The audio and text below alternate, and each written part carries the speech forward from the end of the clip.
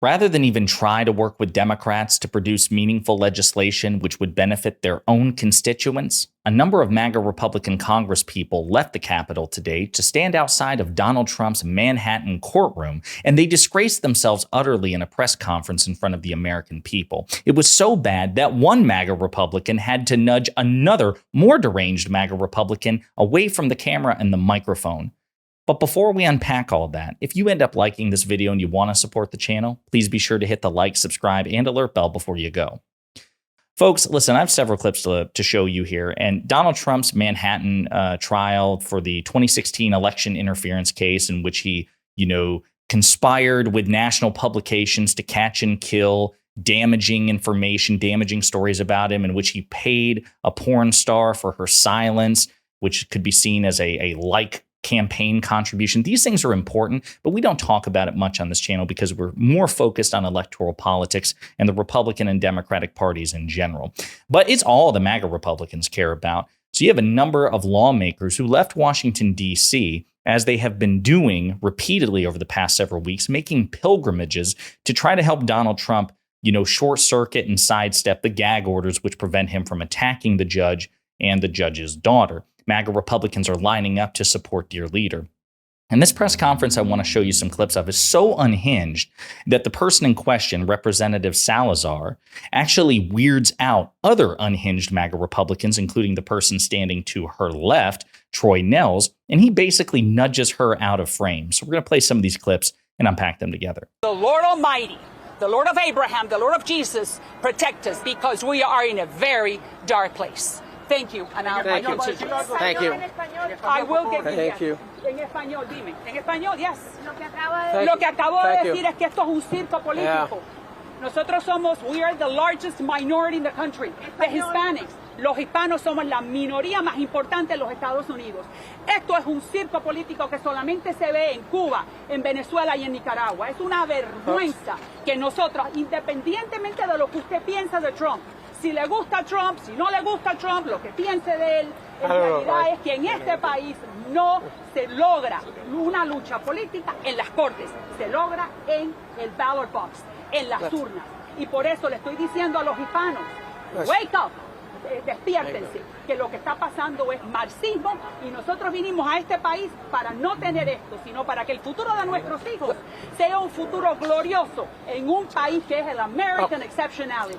La excepcionalidad Fantastic americana. job. Fantastic job.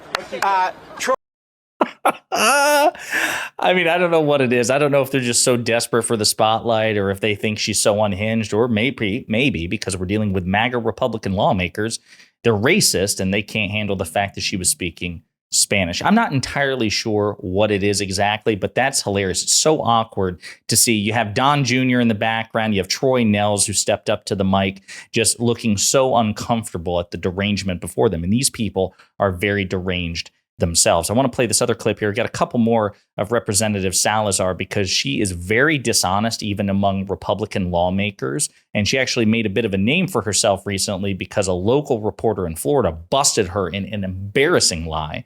But again, in this particular clip, during that press conference, she excoriates the press for, in her mind, not being favorable enough to Donald Trump. And in the meantime, I belong to you for 35 years.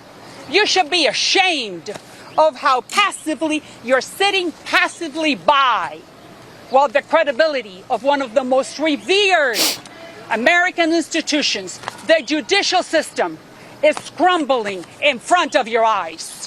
Where is your passion? Where is your impartiality? Your biased coverage will cost us for many generations. They're the ones attacking the institution of the judiciary, right? Because they're not getting the outcomes they want. They're the ones saying that the whole thing is rigged and Donald Trump is the victim of a weaponized Justice Department. But now she's saying it's actually the press's fault because they're not, prostrating themselves before Donald Trump the way that she has. I'll also point out that Troy Nehls, who has repeatedly, this is a guy who's featured in many of my videos because he says the quiet parts out loud. He doesn't even care. He's not subtle at all, which again goes to show you the competing level of derangement in that, gaggle of MAGA Republicans. He specifically says that Republicans in Congress should do nothing which doesn't directly benefit Donald Trump electorally. He's wearing a tie of Donald Trump hugging the flag. It's a cult. It really is. So, just one other thing about Representative Salazar before I play another clip from another Republican at that very same press conference. Again, she got busted by a local reporter, Jim DeFeed, in Florida, for taking credit for President Biden's legislation, for Democratic-led legislation that she actually voted against. It's glorious. Last month, you were at FIU and you presented a check for $650,000 to help small businesses at FIU.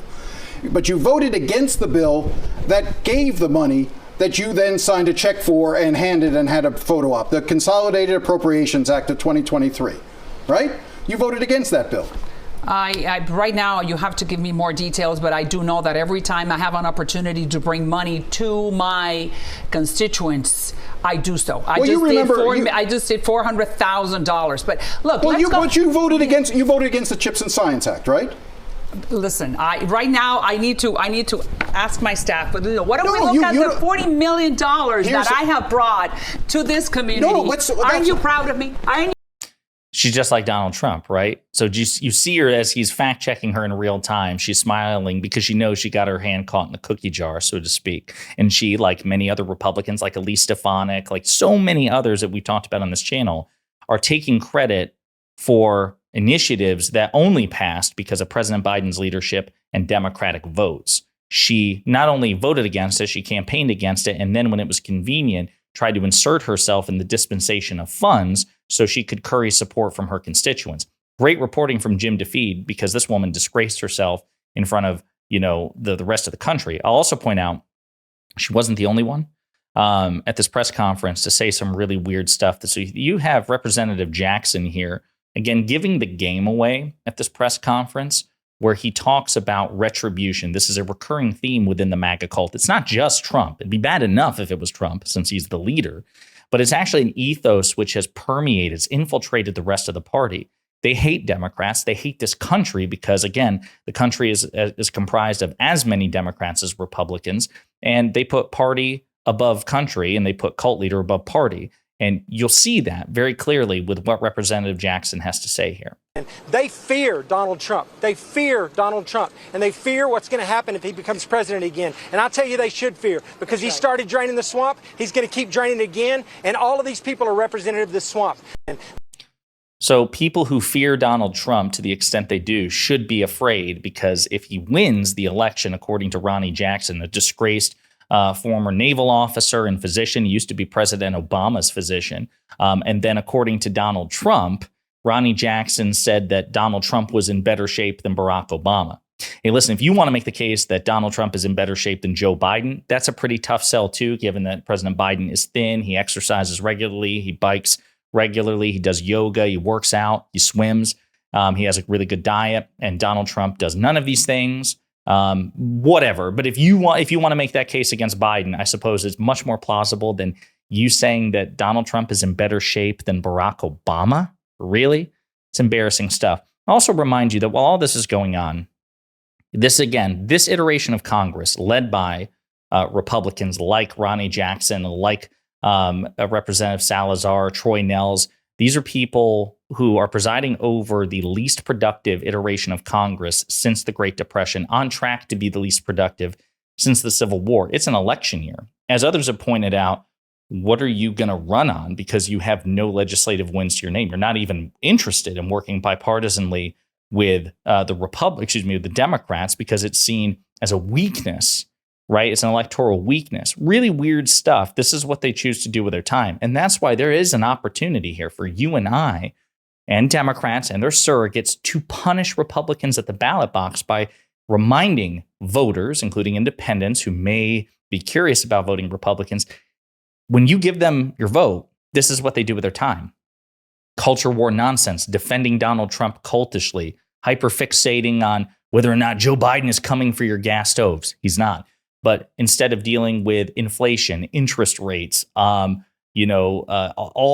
wide range of domestic policy issues, the cost of health care, the availability of health care, trying to make the economy one that works more for the vast majority of Americans, they don't care about any of that.